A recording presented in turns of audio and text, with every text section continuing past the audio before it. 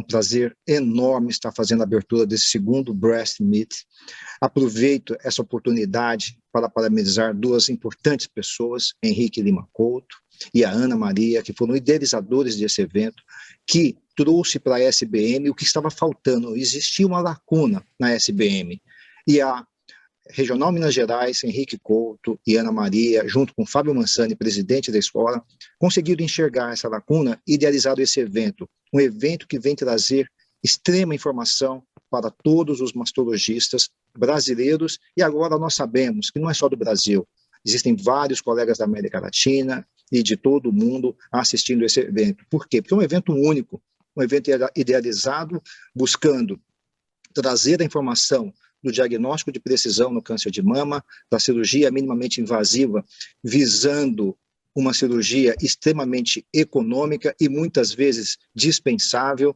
Com isso, despertou nos mastologistas um extremo interesse para esse evento que vem coroar a SBM, a nossa gestão, com este evento que veio para ficar. Tenho certeza absoluta que ele vai ser uma realidade para os próximos anos, um evento, sem dúvida nenhuma, internacional. Eu passo a palavra agora para o meu grande amigo Fábio Mansani, presidente da escola, que tem muito a dizer, porque esse evento também tem uma pincelada importante da Escola Brasileira de Mastologia. Fábio, por favor, a palavra é com você. Bom dia, obrigado, Vilmar, bom dia a todos. Agradeço as palavras, professor Vilmar. Acho que a gente está realmente num evento fantástico, a idealização dele pelo Henrique, toda a estrutura Couto pela Ana Maria, foi visando realmente a gente buscar preenchimento dessa lacuna, como o professor Vilmar já comentou, da necessidade de você evoluir dentro do descalonamento do tratamento do câncer de mama.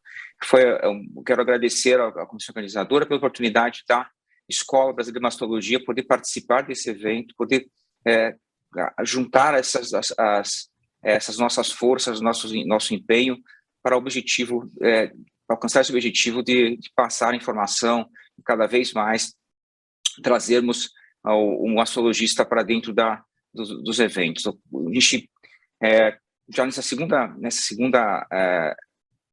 segundo evento da Breast Meet, a gente já evoluiu bastante com uma maior cobertura em toda a abrangência do tema. Não quero me alongar, só quero agradecer mais uma vez o apoio que a gente tem recebido da escola pelo professor Vilmar e de todos os mastologistas brasileiros. Continuamos trabalhando em busca da educação continuada e de trazer as novidades que sempre estão surgindo e para com isso melhorar a nossa qualidade nos nossos eventos. Henrique, muito obrigado mais uma vez, parabéns por todo esse empenho teu e da Ana Maria nessa formulação desse segundo Breast Meet. Bom evento para nós. Obrigado, doutor Fábio, presidente da escola, obrigado, professor Vilmar, nosso presidente, e que tem conduzido uma gestão inovadora e maravilhosa no meio de uma pandemia. Parabéns a vocês, que hoje a educação continuada chega na casa do mastologista. Eu queria agradecer a doutora Ana Maria, nossa presidente, que confiou no projeto desde o início, com o professor Vilmar e o doutor Fábio, e agradecer os nossos apoiadores, que fazem o evento ser possível. A GRB, a Siemens Healthcare Diagnóstico, a BD, BARD Brasil, a Metaltrônica, a Cetus Oncologia, o Instituto Oncoclínicas, a Carl Zeiss, o Laboratório São Marcos, a Unimed BH e a Cicobi. Queria dizer para vocês que é um evento pensado no descalonamento, em seus mais diversos aspectos, para que a gente possa discutir e aumentar. E agradecer a todos que doaram seu tempo, fizeram suas aulas, estão gastando o seu tempo aqui conosco, no objetivo de melhorar o tratamento e diminuir o impacto, tanto do rastreamento quanto do tratamento do câncer de mama.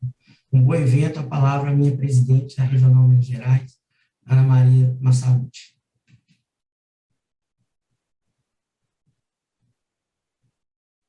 Abrir o microfone, Ana, por favor. Bom dia. Agradeço a presença de todos, dos palestrantes, dos congressistas, dos parceiros, colaboradores, patrocinadores e dos apoiadores. Sem vocês, esse evento não poderia ter sido feito de forma internacional, gratuita e com acessibilidade, já que ele é online. Damos, então, início às palestras de hoje com a mesa 1. Essa mesa é de rastreamento e imagem da mama, e nós teremos os seguintes palestrantes e debatedores. Como os palestrantes, teremos a doutora Fiona Gilbert, que é chefe do Departamento de Radiologia da Universidade de Cambridge, do Reino Unido. Laura Esserman, professora de Cirurgia e Radiologia da Universidade da Califórnia, São Francisco, e diretora da Clínica de Cuidados com a Mama da Universidade da Califórnia, São Francisco.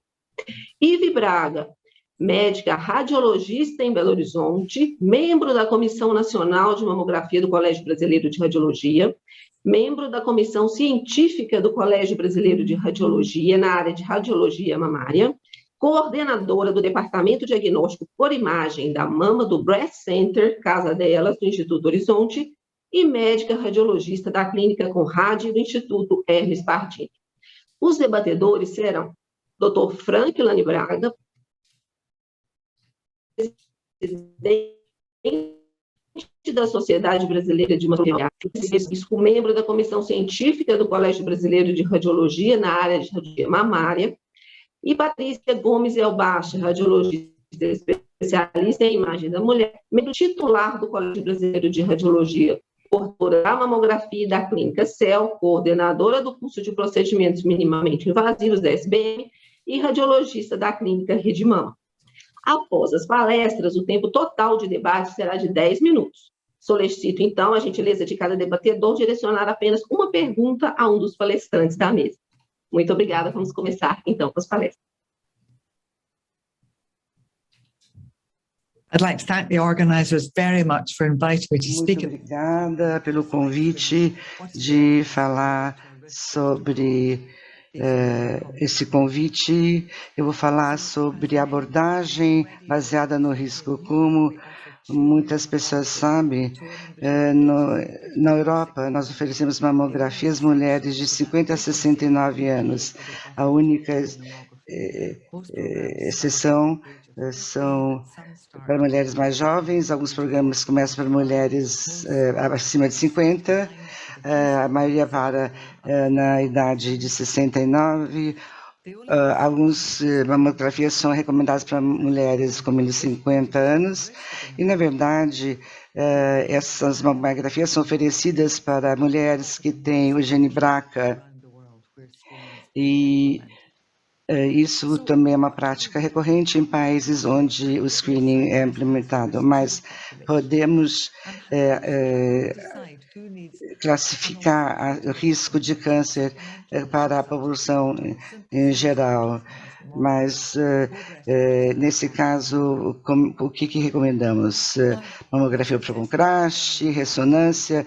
A avaliação de risco pode ser feita por várias razões, mas se baseia na história familiar, no risco de câncer dos ovários, a menopausa, o status de substituição hormonal e o risco de desenvolver câncer de mama, o que é calculado.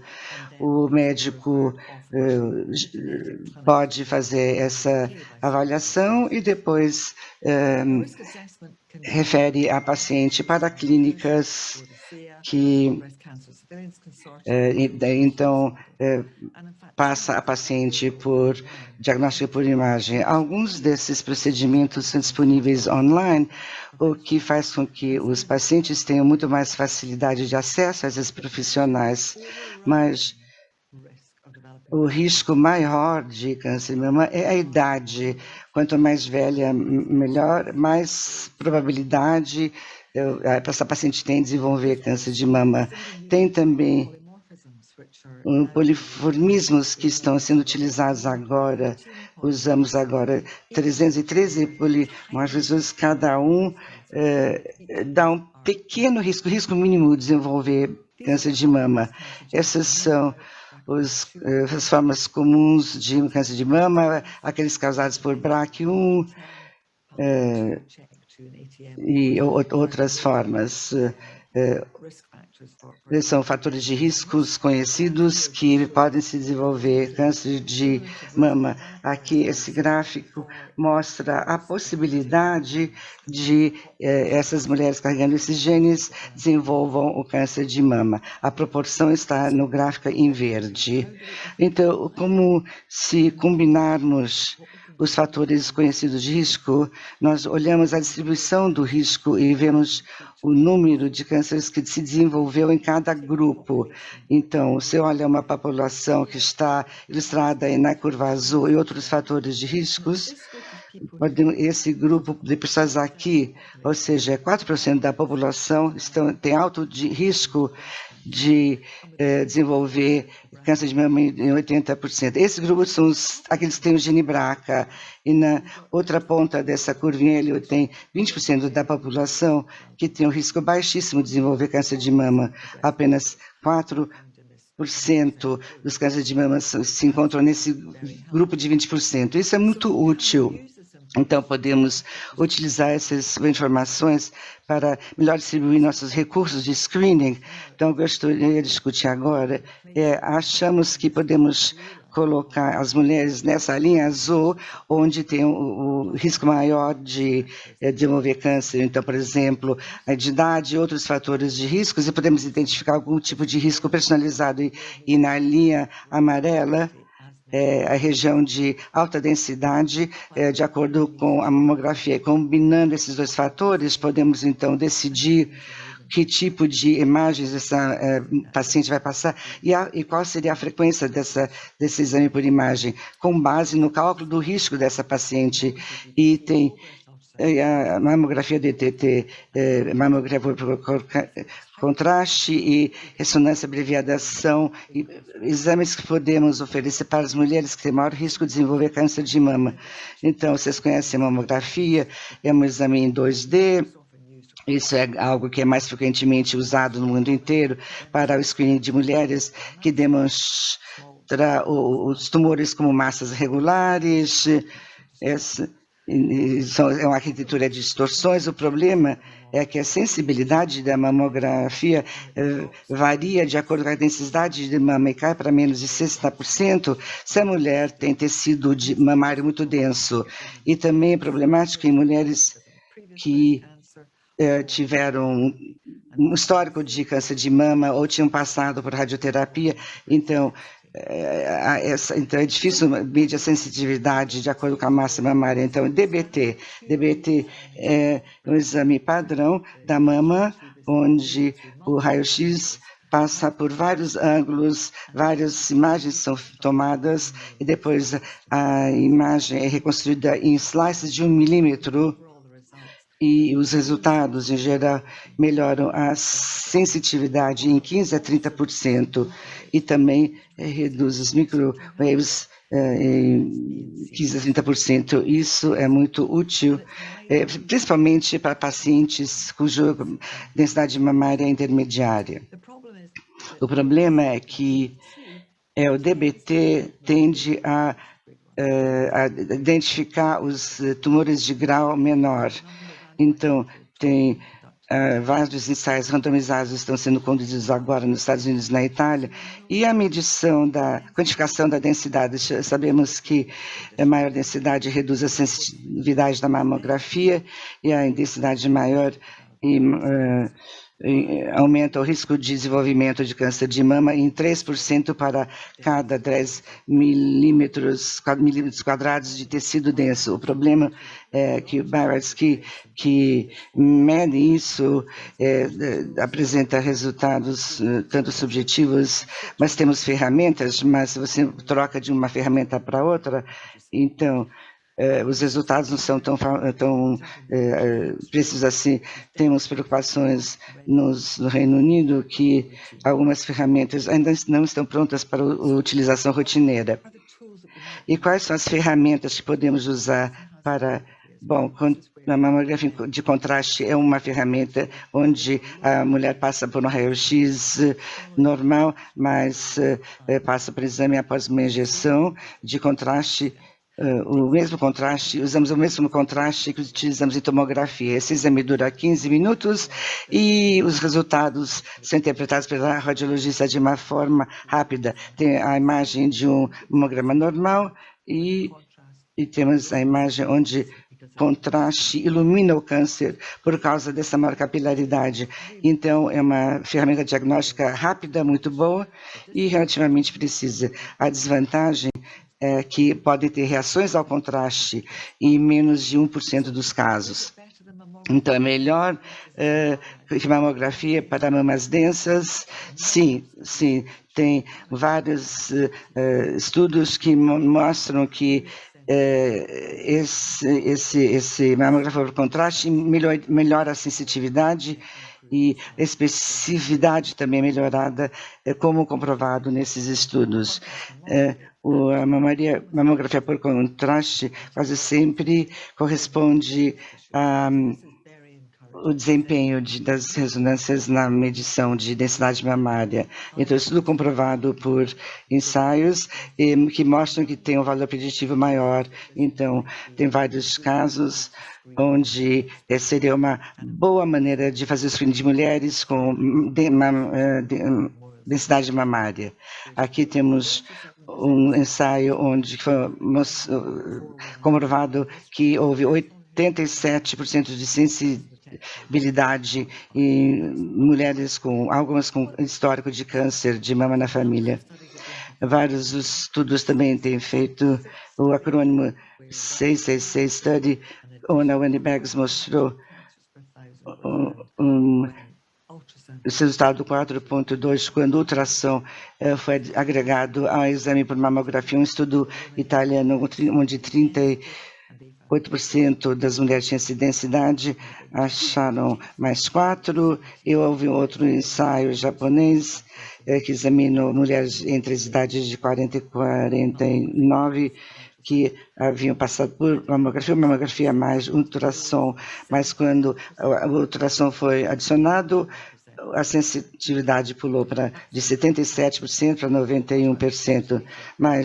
E exame da mama automatizado, aqui tem esse equipamento que é colocado em cima da mama em 2 ou 3 posições e demora 15 a 20 minutos. Esse tipo de exame, muitas imagens são criadas à medida que a sonda passa pela mama e está bem posicionado, e a leitura das imagens demora 10 minutos, também outro procedimento muito bom para mamas densas, para detectar tumores. E uma outra técnica cuja leitura demora um pouco, mas a boa notícia é que temos essa técnica, eles que nos ajuda a fazer esse tipo de diagnóstico. Um outro estudo que mostra sensitividade com a adição de equipamentos, outro estudo sueco de single site, onde houve aumento de 2,4. O problema com o ultrassom é o fato que nós temos um aumento de pesos, e isso foi comprovado em todos os ensaios. Esse é um outro estudo AI que eu já mencionei. Esse é muito promissor. Aqui, esse ensaio está utilizando a inteligência artificial para nos ajudar nos exames por imagem, parece muito promissor. E screening por ressonância. Já sabemos que ressonância é oferecida em quase todos os países que oferecem mamografias. E não sabemos que com aquelas que têm o gene BRCA,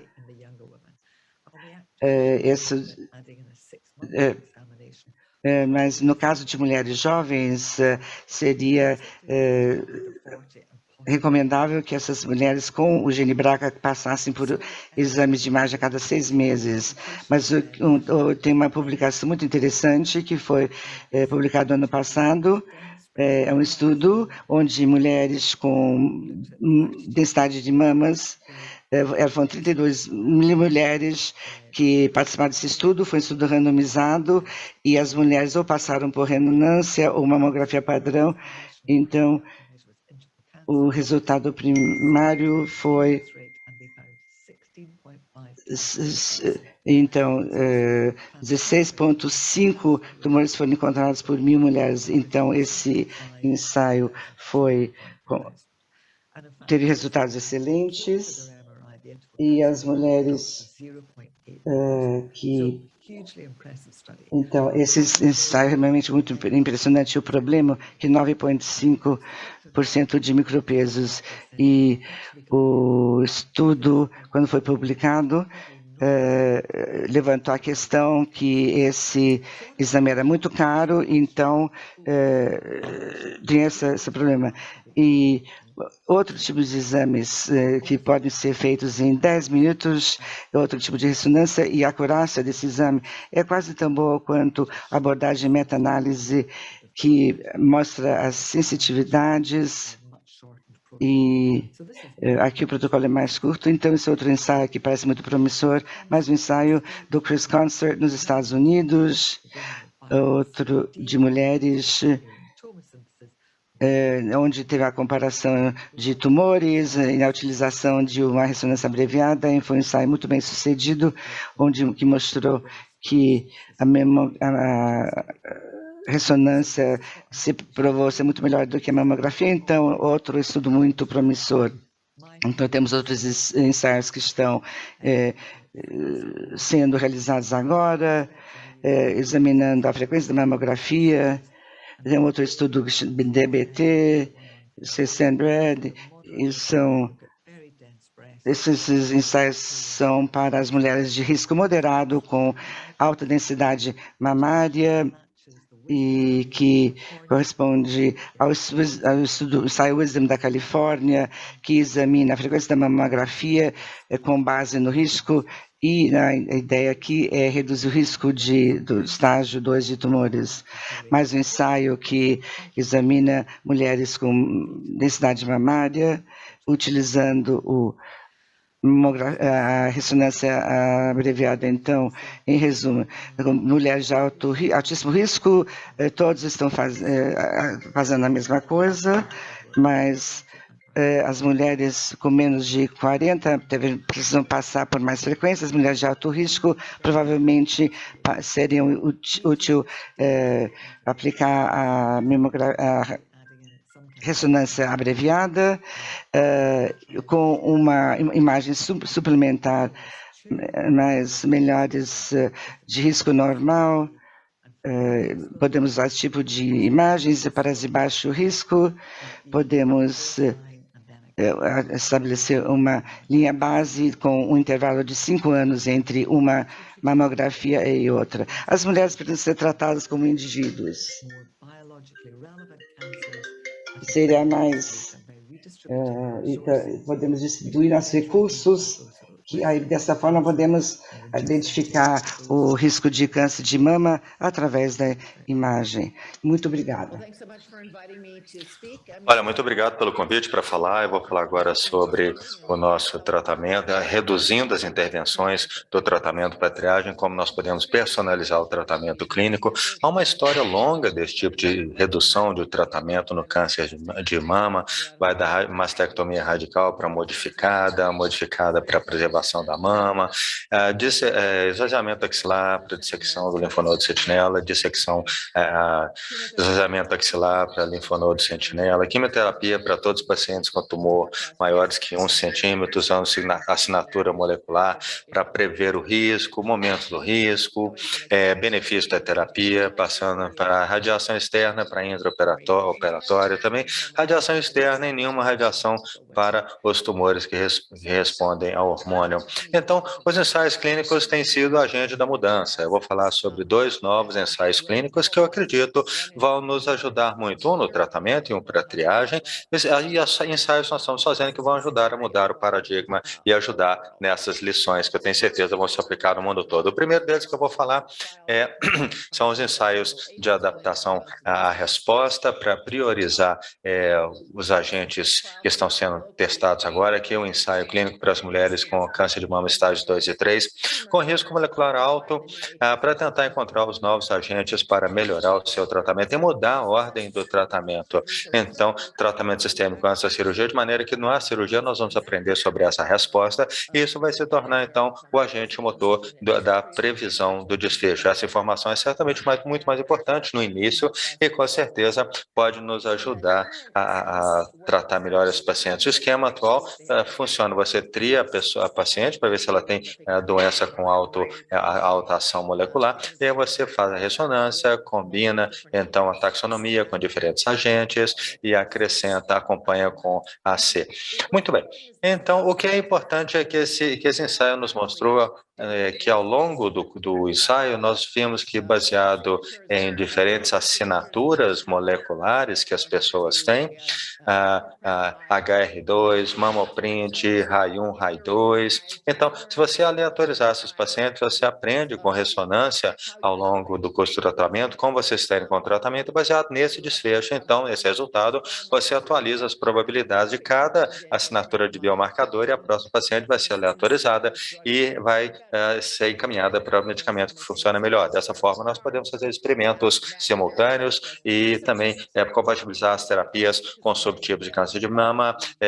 Precisa haver 85% de possibilidade disso ter sucesso contra aí o tratamento convencional. Acompanhamento 1 para 1 com estudos com neoadjuvantes. Ao curso dos últimos 10 anos, nós testamos 22 agentes aqui. Aqui vocês estão vendo, esses em roxo são aqueles que passaram para os estudos seguintes. 3 agentes têm a aprovação acelerada e podemos ver aqui que nós acrescentamos várias combinações de agentes, e isso obviamente levou então ao ensaio de validação do que eu vou falar daqui a pouco. Então, PCR aqui, esse é um exemplo de alguém cujo tumor desapareceu em 12 semanas. Então, realmente nós podemos ver, nós mostramos que esse agente foi aprovado, aqui está um subgrupo HER2 negativo, e essa medicação foi muito melhor do que o controle, com a probabilidade aqui no ponto médio, probabilidade de distribuição nas taxas de PCR. Podemos ver aqui como nós podemos fazer o subtipo, observando o uso hormônio negativo, triplo negativo, um grande benefício, ainda o benefício de essas pacientes, mas parece que nós podemos entrar mais fundo aqui para entender que isso acontece, porque mais ou menos 1/3 dos câncer de mama hormônio positivos são basais. Agora, o que nós descobrimos nesse ensaio clínico, independente do subtipo, independente do agente que nós temos, se nós chegarmos a uma resposta completa, o desfecho é muito melhor do que em alguém que não tem uma resposta completa. PCR em azul, não PCR em vermelho. Vamos observar, na verdade, o grau aqui de doença residual aqui, isso é ainda mais impressionante. Então, com essa informação em mãos, que a propósito foi validada, agora ela foi validada no Keynote 522, o ensaio levou à aprovação pelo FDA, mas também a mesma ideia aqui, no grupo controle e no grupo intervenção, aqueles que têm PCR tiveram bom resultado, e aquelas que não receberam PCR é que não tiveram bom resultado, provavelmente, porque isso é que está levando essas pacientes a ter uma carga tumoral menor. Então, são noções muito importantes, e mais importante ainda, a quimioterapia neoadjuvante não melhorou a sobrevida depois da PCR ser alcançada, que nós estamos vendo isso aqui de uma meta-análise que foi conduzida por Spring-Bardia no Oncology de 2020. Então, eu diria que isso está na hora mesmo de uma mudança, sabe? Mudança da maré. Eu acho que a nossa meta tem que ser pensar como é que nós chegamos a 90% das pacientes com PCR sem quimioterapia padrão, fazemos melhorando o desfecho com melhores classificadores, utilizar múltiplos tratamentos nas pacientes, e os ensaios têm individualizado a resposta nesse período de tempo quando estão recebendo terapia neoadjuvante. E também, se nós alcançarmos a PCR, nós vamos fazer uma redução parametrizada e podemos fazer isso mais precocemente e melhoramos a sobrevida e reduzindo a toxicidade. E isso vai nos levar a como nós queremos não só tratar os pacientes, mas como nós vamos fazer novos ensaios. E essa noção de além da PCR, resposta patológica completa, isso que significa PCR, resposta patológica completa. Então aqui nós estamos vendo nenhuma doença residual mínima, moderada e muita. Então, isso aqui podemos ver, é muito importante tirar os pacientes dessa curva e chegar a essa curva mais em cima aqui, ó, essas curvas bases, onde você tem menos doença. Isso é uma coisa que realmente nós estamos defendendo, que é uma coisa que deve ser parte do padrão de tratamento quando analisamos os pacientes assim que elas recebem tratamento neoadjuvante. A carga de câncer residual, na verdade, foi colocado pelo Siemens e agora se tornou padrão no nosso ensaio clínico, que é a forma padrão de avaliar as peças cirúrgicas, depois são retiradas das pacientes e calcular também quanto disso aqui sobrou. Então, ao longo do curso desses 20 anos de fazer esse ensaio clínico, onde mostramos que nós podemos trabalhar em equipe, ter um tratamento mais adaptado, agora queremos adaptar para essas pacientes no ensaio clínico, otimizando a resposta completa ao tratamento, ao PCR para cada paciente, e parar e acelerar a aprovação para os agentes que geram essas respostas melhores. E isso acrescenta aos nossos achados anteriores que PCR realmente conseguiu prever a sobrevida com uma taxa de hazard de 0,8, coisa que muitos agentes agora estão sendo identificados para melhorar o subtipo e os marcadores moleculares estão funcionando melhor. É assim que nós vamos chegar mais ao progresso. Nesse ano, final desse ano, nós vamos testar um novo ensaio clínico, onde vamos testar novos esquemas terapêuticos. Se houver uma resposta completa com 12 semanas, vai para o R ou não, podemos adaptar aqui para o melhor da classe, tudo que nós aprendemos a partir desse ensaio clínico, quais subtipos nós temos agora, essas novas respostas que prevêem subtipos que vão nos ajudar a descobrir como otimizar quem recebe tratamento. Nós temos que, obviamente, reduzir a toxicidade do tratamento dessas pacientes. Agora nós temos um ensaio clínico observando a ressonância ao longo do tempo. Se alcançarmos esse limiar onde nós vamos ter resposta completa ao tratamento, PCR, se não houver tumor invasivo, podemos pular o ACI direto para a biópsia. Então, eu acho que isso é muito empolgante. E como eu falei para vocês também, aqui nós temos o ensaio, o padrão, os biomarcadores, é o que nós temos utilizado, e aqui é onde nós temos agora os preditores de quem recebe imunoterapia, quem recebe carga maior de tratamento, inibidores aqui para DRD também, tumores basais, ou HER2 positivo aqui, ou HER2 mais tumores LL. Então, os benefícios dessa abordagem é que isso permite que os esquemas não quimioterapêuticos possam começar, e tem vários medicamentos interessantes agora sendo desenvolvidos, e esperamos que isso nos leve à meta de sair de um pouco da quimioterapia padrão, pelo menos para aquelas pacientes que estão tendo uma resposta. E se a primeira combinação não funcionar, a gente pode continuar para tentar alcançar a resposta completa ao tratamento, PCR, né, como eu chamo, e nós depois vamos reduzir a toxicidade. O que me empolga é essa ideia que nós temos um ensaio clínico que vai nos permitir otimizar o desfecho individual, assim como a avaliação de novos agentes e novas sequência de tratamento, onde podemos proceder diretamente para os ensaios para ter a confirmação das agências regulatórias. Esse biomarcador de resposta e não resposta vão nos levar ao progresso, e é isso que nós estamos tentando fazer aqui, com amostras positivas que vão nos ajudar a progredir com isso. Essa é a nossa visão, é produzir tratamentos mais personalizados quando os pacientes precisam mais deles. Nós temos aqui 36 laboratórios e várias pessoas trabalhando nesse ensaio clínico, aqui os patrocinadores, organizadores. Agora eu falo sobre a triagem um pouco na última parte da minha apresentação. O câncer de mama evoluiu de uma doença para muitas, como já mostramos, mas triagem também mudou o espectro e a distribuição dos tipos de tumor. Aqueles países que fazem muita triagem, nós encontramos número de câncer de estágio inicial maiores, quando nós estamos sobretratando, mas o câncer agressivo ainda persiste. Então, nós temos que pensar de forma diferente para ver quais as lições que nós podemos aprender desse tratamento individualizado.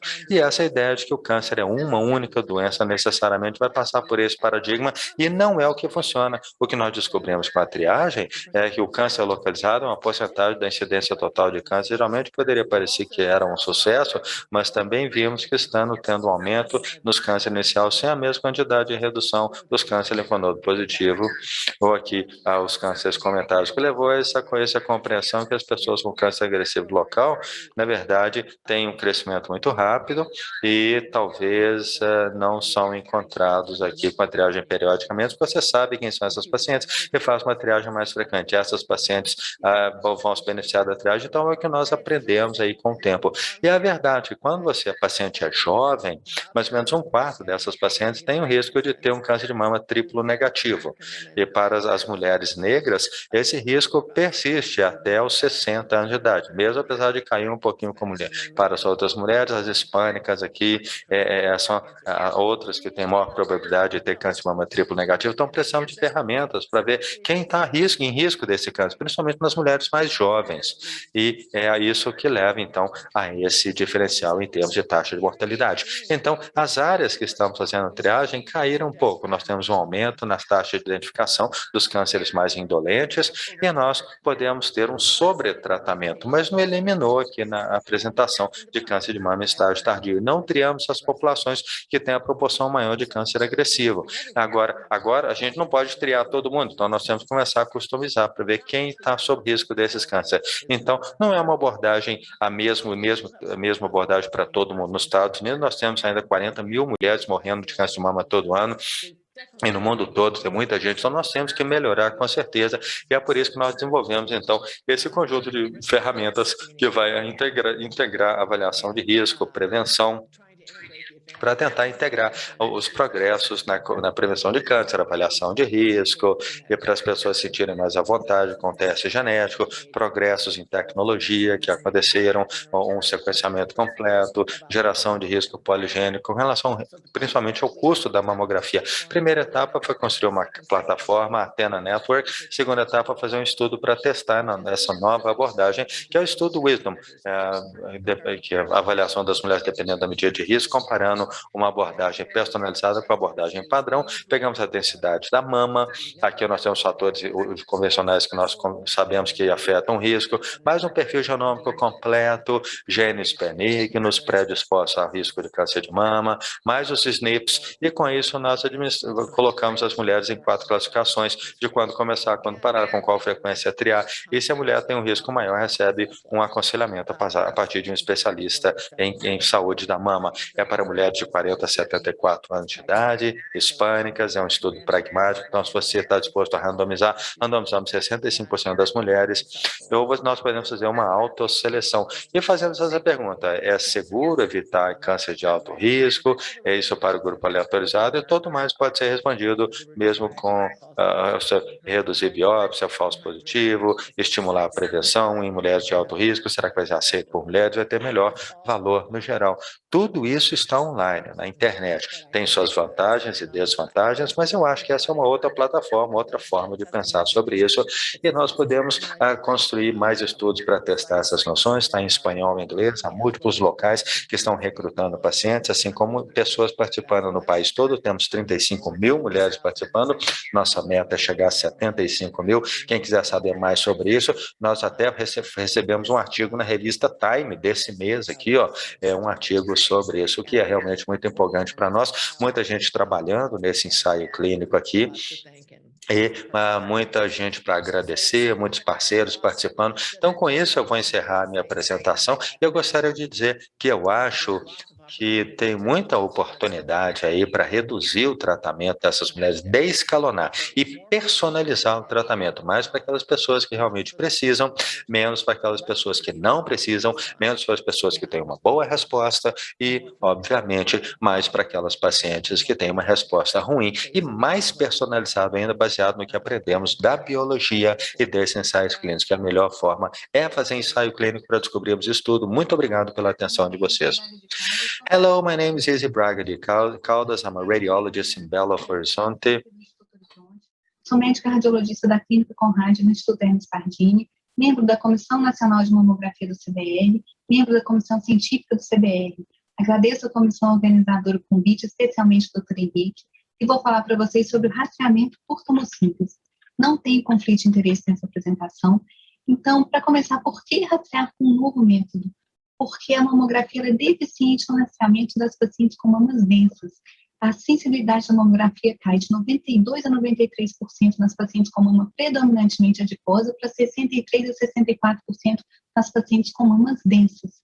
Então, o benefício da redução da mortalidade é menor neste grupo de pacientes, as pacientes com mamas heterogeneamente densas e mamas densas, comparativamente às pacientes com mamas predominantemente adiposas e com densidades fibroglandulares esparsas. Além disso, a sobreposição de tecido mamário na mamografia, ela é um dificultador do dia a dia do radiologista e ela gera novos exames na sua sequência para poder esclarecer se aquele achado é só uma somatória de imagem ou se aquilo representa realmente uma lesão. O Sickles nos mostrou, em 1998, nessa série com mais de 61 mil pacientes, que esse achado de uma simetria, vista somente uma incidência, tem um valor preditivo muito baixo para a malignidade, considerando todos os exames, em torno de 0,006%. Mas ele representa 3% do exame de rastreamento. Então, em metade desses casos, essas pacientes vão ser submetidas a um workup com compressão localizada e com ultrassonografia, uma taxa de detecção muito baixa. Porém, o grande medo do radiologista aqui é o carcinoma lobular, que representa 1/3 desses casos, apesar de ser uma estatística pequena. Como nesse caso aqui, o paciente tinha uma simetria na metade lateral da mama, duvidosa na incidência crânio-caudal, existia a dúvida se ela existia ou não, na incidência oblíqua, a gente não conseguia ver, foi feita a compressão localizada, a dúvida permaneceu, o paciente fez uma ultrassonografia, foi visto um pequeno cisto, que provavelmente não era correspondente da lesão, então o médico resolveu solicitar uma ressonância magnética que também veio negativa. Se essa lesão for com carcinoma lobular de baixo grau visto só em uma incidência, a ressonância negativa não te garante que essa lesão não existe. Na verdade, todo esse workup foi feito por causa de uma lesão que a gente tinha dúvida se ela realmente existia ou não. Então, pensando nisso, foi desenvolvida a tomossíntese com um raciocínio semelhante ao da tomografia. O tubo de raio-x, ele faz um movimento, isso permite que sejam formadas fatias da mama, que são reconstruídas em fatias de cerca de 1 milímetro de espessura, e quando você vai analisar as imagens, você rola as imagens, rola o scroll do mouse, vendo cada fatia. Isso te permite ver as lesões mais densas e permite ver a especulação melhor quando você tira a sobreposição das estruturas. Então, quando nós falamos de uma nova tecnologia, semelhante aos medicamentos, às terapias, às cirurgias, em que existem os estudos, 4 fases de estudos, fase 1, 2, 3 e 4, como nós vimos para a vacina, para a nova tecnologia, o raciocínio é diferente. A nova tecnologia tem que provar a eficácia técnica, mostrando que aquela imagem tem boa resolução, que aquilo é seguro para o paciente, ela tem que demonstrar a eficácia diagnóstica, mostrando que ela tem boa sensibilidade e especificidade comparativamente à tecnologia que é usada atualmente, tem que demonstrar seu impacto no diagnóstico na terapêutica, os resultados para o paciente em termos de mortalidade e qualidade de vida, e tem que ter um custo-benefício, um custo-efetividade que seja benéfico para toda a sociedade. Então, vamos falar onde está a tomossíntese com relação, primeiro, à eficácia técnica. Tendo essa paciente com mamas heterogeneamente densas e uma distorção arquitetural no quadrante superolateral da mama direita, quando a gente compara a imagem da mamografia digital com os cortes da tomossíntese, eu vou rolar os cortes da tomossíntese aqui, e você tira a sobreposição das estruturas, nós conseguimos perceber que essa distorção arquitetural ela é muito mais bem vista na tomossíntese do que na mamografia digital. E isso já foi demonstrado em vários estudos, em todas essas imagens da mamografia digital, o que se via era uma simetria na mama. Quando você faz a tomossíntese, a distorção arquitetural e o contorno da imagem fica bem mais conspícuo, bem mais fácil de ver. A grande preocupação é a quantidade de radiação. Você faz várias emissões de radiação em ângulos diferentes. Isso é muito maior do que a mamografia. Primeiro, perguntar qual que é a dose da mamografia e qual é a representatividade disso. A dose do exame de mamografia com 4 incidências é em torno de 0,4 milissieverts, comparada a TC, que é em torno de 10 milissieverts. Então, se a gente compara com a radiação de fundo do ambiente, que é em torno de 3 milissieverts, a dose da mamografia é muito baixa. E a dose da tomossíntese, ela, quando você faz somente os cortes, ela é cerca de 30%, aumenta em cerca de 30% a dose da mamografia digital. Comparando as tecnologias passadas e que ainda estão presentes aqui no nosso país, a mamografia analógica, ela tem uma dose em torno de 4 miligramas, que é a mesma coisa de 4 milissieverts, a mamografia CR 4,69 miligramas, e a mamografia com contraste que está vindo aí 4,29 miligramas. Então, a tomossíntese ela pode ser feita no método combo. Quando você faz a mamografia digital mais os cortes da tomossíntese, normalmente você faz nas duas incidências, isso aumenta a dose da mamografia em 2 a 2,5 vezes mais do que a mamografia digital. Quando você faz somente a tomossíntese, como eu já falei antes, sem a mamografia digital associada, tem 30% de acréscimo da dose de raio-x, e a Sofia Zackson, no trial de Malmo, ela fez a tomossíntese somente uma incidência, pensando que você faz fatias da mama. Teoricamente, não é uma imagem 3D, porque o voxel não é quadrado, você não consegue reconstruir nos outros planos. Mas a sensibilidade e a sensibilidade são semelhantes à tomossíntese feita em 2 planos, com uma redução da dose de 45%. Os fabricantes, pensando nisso, propuseram uma reconstrução tridimensional dos cortes da tomossíntese, e a qualidade é muito parecida com a imagem da mamografia adquirida, mas não 100% a mesma performance. O algoritmo de reconstrução, ele tende a elevar o valor dos voxels. Então, quando nós fazemos a imagem do Phantom, que é feito com controle de qualidade de todo o mamógrafo, nós vemos que as calcificações, elas se tornam mais visíveis, ao passo que as lesões de baixa densidade, elas se tornam menos visíveis. O que isso se traduz na prática? As distorções arquiteturais nas sintetizadas são mais visíveis do que na mamografia digital, e as calcificações, aquelas que já são um pouco mais grosseiras, elas se realçam, comparando a sintetizada com a digital, ao passo que as calcificações mais finas, elas tendem a desaparecer. Então, grande receio seria o carcinoma in situ. Poucos trials falam que a taxa de detecção é igual, mas esse primeiro trial de 2012, pegando só 114 exames alterados, viu que a sensibilidade da sintetizada era menor do que a da mamografia digital. Os trials que vieram depois, com um N grande de pacientes no rastreamento, mostravam que a taxa de detecção para o combo era semelhante a você usar somente a sintetizada e os cortes da tomossíntese. Então, é um conhecimento em construção e evolução, e para a gente se acostumar com ele. E a tomossíntese também vem evoluindo. Os primeiros aparelhos, e a maioria dos aparelhos, faz um movimento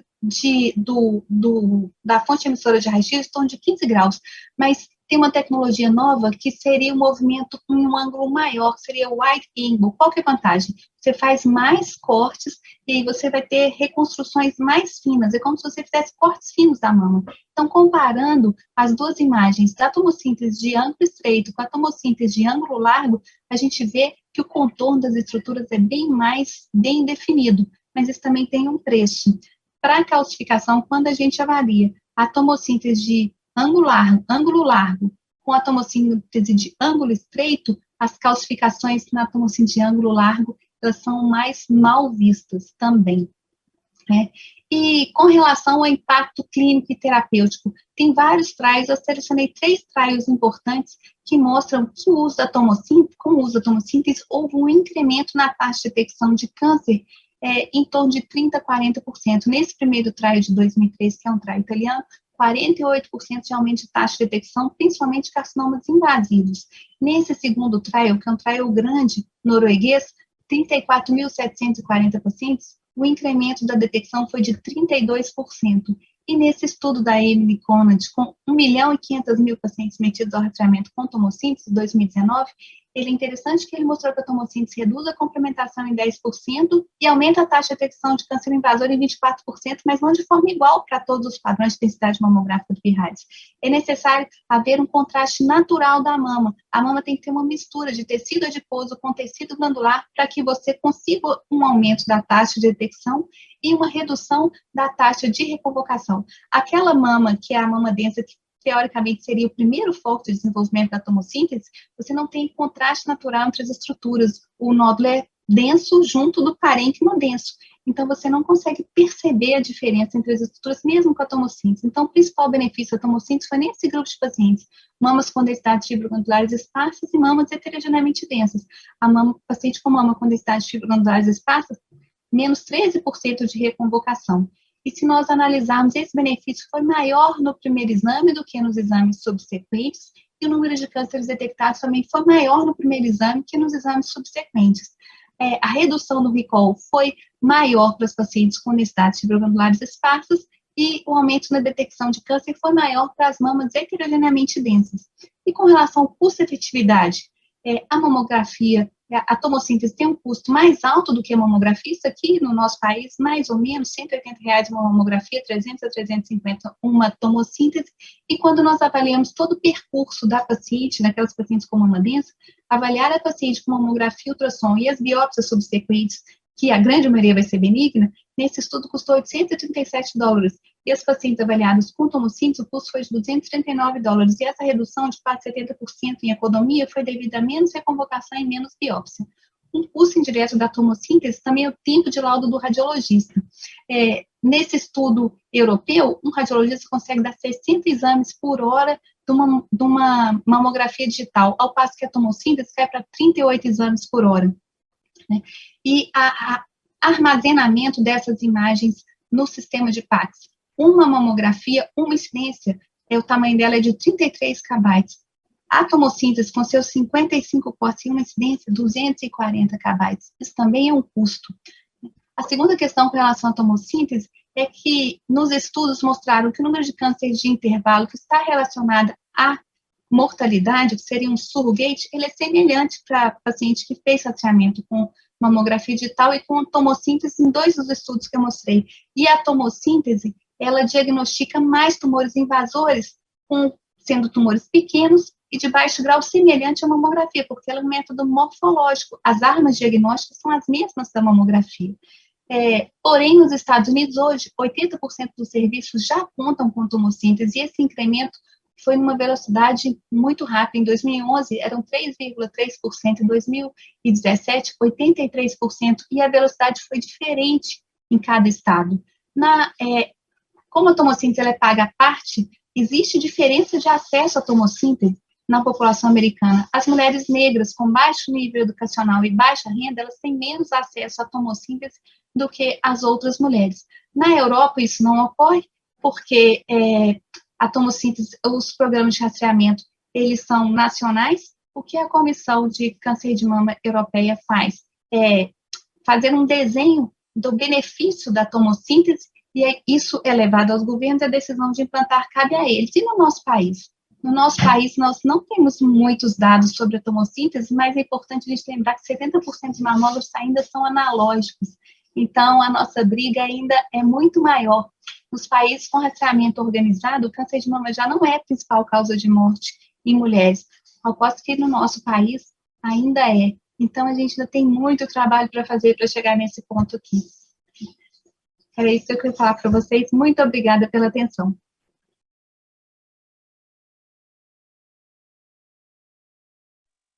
Daremos início, então, ao nosso debate, e muito obrigada pelas excelentes palestras, e se dedicarem tanto o seu tempo e o seu conhecimento para todos os presentes neste momento. Recebemos, então, os debatedores, Dr. Frank Braga, Dr. José Luiz Esteves, doutora Patrícia Elbacha, e as palestrantes, doutora Fiona Gilbert e doutora Ive Braga, para esse momento. A doutora Laura Esterman não estará conosco neste debate por questões particulares.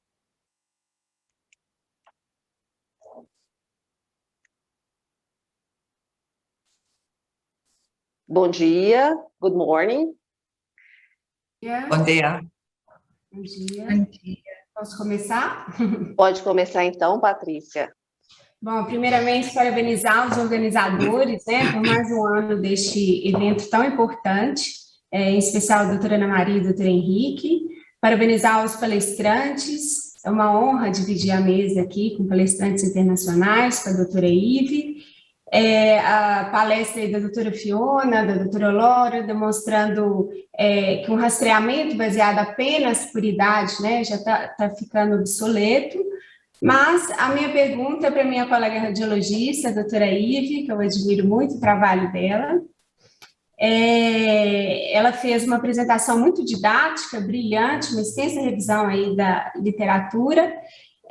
Eu queria saber da Ive, diante, né, do que já temos validado na literatura, da efetividade da tomossíntese, o aumento da sensibilidade para a detecção de cânceres invasivos, a diminuição da reconvocação, a gente sente isso muito no dia a dia, né? Menos imagens complementares, mas diante ainda da necessidade de mais estudos em relação ao impacto clínico do tipo de tumor, né, que a tomossíntese tem detectado, como é que ela tem feito, usado essas informações, usado o que a gente tem no momento, na prática dela, se ela tem oferecido, como os principais guidelines têm demonstrado, a tomossíntese no complemento da mamografia no rastreamento, o que ela acha disso, e qual que tem sido a experiência dela com os algoritmos atuais da imagem sintetizada. Bom dia a todos, obrigada pelo convite, é uma honra estar aqui hoje. Eu acho que essa é uma dificuldade de todo mundo, acho que a tomossíntese, a doutora Fiona tem uma experiência maior, depois pode contar para a gente como que isso funciona, mas acho que é um caminho sem volta. Como foi a mamografia digital para a mamografia analógica. Quando você começa a trabalhar com a tomossíntese, você não consegue mais não fazer tomossíntese para paciente que tem mama heterogeneamente densa, mamas com densidades fibrogranulares esparsas. Como eu coloquei, o radiologista tem uma dificuldade com as assimetrias vistas em uma incidência para saber se aquele achado é verdadeiro ou não. Aquilo gera um workup e uma quantidade de exames subsequentes, você vai trazer o paciente de volta, às vezes vai fazer biópsia de coisas que você sabe que talvez não existam, né? Eu acho que não tem volta. A nossa grande dificuldade vai ser como financiar.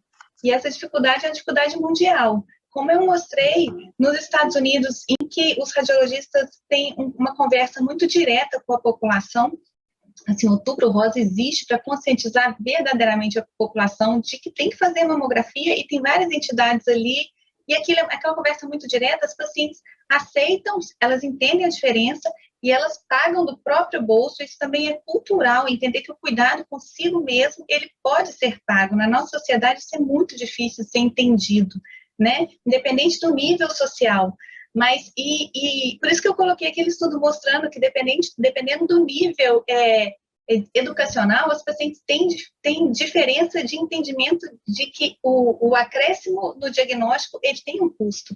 Então, acho que a nossa dificuldade mundial é saber quem vai assumir esse custo, né?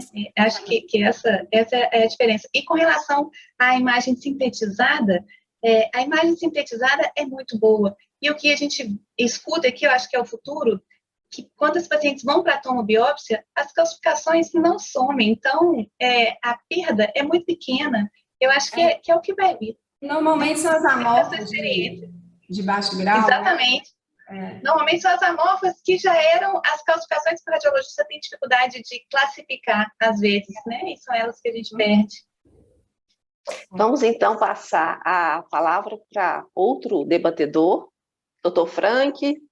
Bom dia, Ana Maria. Não vou ser redundante aqui em parabenizar você, o Henrique, mas esse evento já está entre os maiores da nossa Sociedade Brasileira de Mastologia. Parabéns à doutora Fiona, à doutora Ive. Bom, eu vou continuar nessa linha, então eu não posso perder a chance de dessas duas expertises aqui e continuar nesse assunto, tentar fazer um contraponto, uma provocação, talvez, que não expressa necessariamente a minha opinião, mas são dados da literatura. Primeiro, o que é fato é que o rastreamento, infelizmente, ele ainda impacta muito pouco na mortalidade. A gente gostaria de estar falando aqui de tecnologias que impactam em 70% na mortalidade. A gente está falando de tecnologias que impactam em 30%. Se a gente pegar alguns dados, por exemplo, meta-análise 2018, mostrando aí o diagnóstico com rastreamento de tomossíntese, aumentaram mais de diagnóstico de ICA in situ. Se a gente pegar o trabalho publicado da doutora Amy Kurman ano passado, né? Teve mais câncer invasivo? Teve, mas quase todos, ou a grande maioria, tumores luminais A. Os tumores de pior prognóstico não teve diferença significativa. Recall é verdade, você ganha nesse ponto. Taxa de falso positivo, negativo, também é maior, mas menor, mas não é também significante. Ou seja, doutora Ive, eu gostaria de ouvir a opinião da senhora. A gente, talvez, fazer o diagnóstico desse tumor luminal lá, com tomossíntese agora, ou daqui um ano pela mamografia, talvez a gente não tenha muita diferença. Os dados do TIMIT também, que a gente ainda não tem o que a gente talvez desejasse ouvir, que é o primeiro estudo que vai fazer essa informação para a gente entre mortalidade por rastreamento, se essa é uma boa tecnologia para fazer screening, né? Será que essas evidências ainda não mostram, ou talvez ainda não falta um pouco mais de evidência para mostrar que essa é uma tecnologia que pode substituir a mamografia no rastreamento do câncer de mama? Bom, será que a doutora Fiona não poderia responder também, doutora Ive, essa pergunta? Ótimo, eu queria ouvi-la.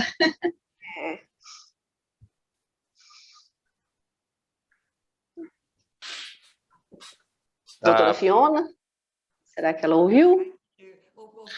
Olha, muito obrigada. Primeiro de tudo, muito obrigada pelo convite aí para participar dessa conferência. Realmente estou aproveitando muito aqui. Eu acho que a tomossíntese é importantíssima. Eu adoro o fato que você mostrou que a ideia para avaliação de novas tecnologias e a importância de se fazer toda a questão da precisão diagnóstica, o impacto sobre a tomada de decisão e, claro, o impacto sobre a sociedade também. E o que a senhora falou foi muito importante, como que a gente consegue fazer com que os países paguem por uma tecnologia melhor, não é? Que nós sabemos que a tomossíntese é muito superior à mamografia, mas tecnicamente, principalmente para aquelas mulheres que têm densidade 2 e 3. Então, não é melhor que a EMRADS, mas é uma pequena proporção das mulheres que nós estamos avaliando, talvez menos que 7%, e essas mulheres mais velhas, com mamas mais lipodensas, né, talvez não faça muita diferença, mas o grande impacto da tomossíntese para reduzir a taxa de reconvocação, na verdade, eu acho que vale a pena quando consideramos o custo aumentado da tomossíntese, né? Eu, na verdade, não estou respondendo diretamente a sua pergunta, eu sei, mas a questão que você está perguntando, mais especificamente, qual seria, assim, para eu tentar responder? Você quer reposicionar, Frank, mais diretamente? Não. Se a gente ainda consegue dizer, com esses dados que a doutora Ive mostrou, que a tomossíntese, ela realmente pode substituir a mamografia no diagnóstico do câncer de mama. Ainda não falta um pouco mais de evidência? Parece que ainda está igual, ainda não está superior.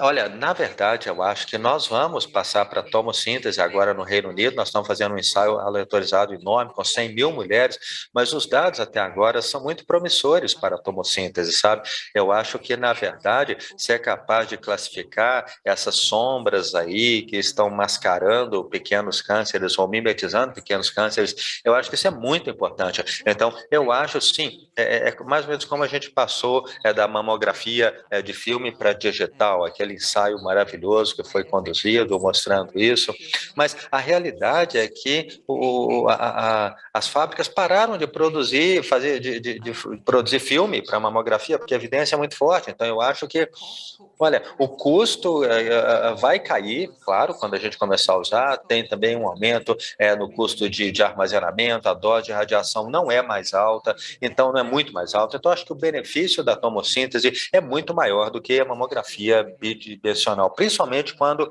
as mulheres, com mulheres abaixo de 50 anos de idade, provavelmente mulheres abaixo de 60 também, abaixo de 50, a tomossíntese é o exame padrão ouro. A menos, claro, que você esteja fazendo triagem de mulheres de alto risco, né? A grande vantagem, então, para fazer mamografia de contraste ou ressonância abreviada com risco aumentado de câncer anterior ou risco médio de desenvolvimento do câncer de mama. Muito obrigada, doutora Fiona. Eu gostaria de passar, então, a palavra ao doutor José Luiz. José Luiz, você quer fazer algumas perguntas? Sim, bom dia a todos, né? Agradecer a Ana e o Henrique pelo convite participar de novo do Breast Meet, já é um evento que vai ficar para sempre, né? pela excelência dele. É um grande desafio que a gente sabe aí que vocês enfrentam, o Henrique aí batendo pesado, mas é uma coisa que faltava realmente, como o Vilmar falou, na mastologia, né? E parabenizar a doutora Fiona, a doutora Ive e, à distância, a doutora Laura, pela excelência das apresentações, dados bem objetivos, né? Muita didática. Eu queria fazer rapidamente 2 perguntas. Eu sei que o tempo é curto. Uma para a doutora Fiona e uma já para a Ive, né? Então, para a Ive, ela faz parte também com a gente lá na comissão de mamografia, e a recomendação hoje das sociedades, né, do CBR, da SBM e da FEBRAG, é que a padrão de rastreamento, né, população, é a mamografia e a tomossíntese como, se possível, né, se disponível. E se ela acha que já está na hora de mudar o papel do tomossíntese, colocar como também um padrão já definido, mamografia mais tomossíntese, né, o combo, né, o sintetizado, como queiram, já na próxima edição, né, das recomendações. E para a doutora Fiona, que também pode falar sobre isso, né, sobre a tomossíntese, então, em relação aos pacientes com alto risco, o padrão hoje é a mamografia mais ressonância. A ressonância a partir dos 25, a mamografia a partir dos 30. Né? Com o advento da contrastada, vindo com resultados muito bons, muito próximos da ressonância, aquelas pacientes de alto risco, mas que são testadas negativamente para alteração genética, e que os tumores geralmente são mais luminais, né, mais um prognóstico melhor, se poderia não utilizar a ressonância e deixar só contrastada, né, já que vai fazer a mamografia, já faz a contrastada, e a partir de que idade ela iniciaria esse rastreamento com contrastada nessas pacientes de risco? Só lembro que temos só 1 minuto para essas respostas, né? É bem rápido. Bem rápido, objetivo. Okay.